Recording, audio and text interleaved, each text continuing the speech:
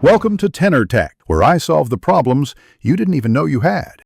You start by cutting power and discharging static. This protects components and lets you work safely. Once done, boot Memtist 86 Plus from a prepared USB drive to identify failing addresses and error patterns. This tells you whether the problem is stick, slot, or timing.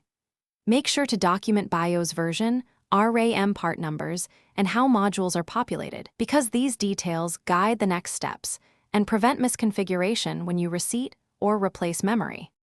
You now isolate by testing modules individually in the primary slot. Run 1 to 2 Memtist passes to catch errors quickly. If a module passes in one slot but fails in another, you know the slot or channel is suspect, so swap modules to confirm. Make sure to check error patterns. Repeated addresses and identical error bits usually implicate the stick, while inconsistent, scattered failures suggest motherboard or chipset issues, which require different remedies. You finish by reseating or replacing the identified bad module and then updating BIOS, returning memory profiles to safe defaults to avoid timing-related errors. Once configured, run an extended Memtist overnight and follow with an OS-level stress test to verify stability.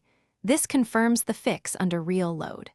If errors persist, make sure to test with a known good stick or request an RMA from the manufacturer.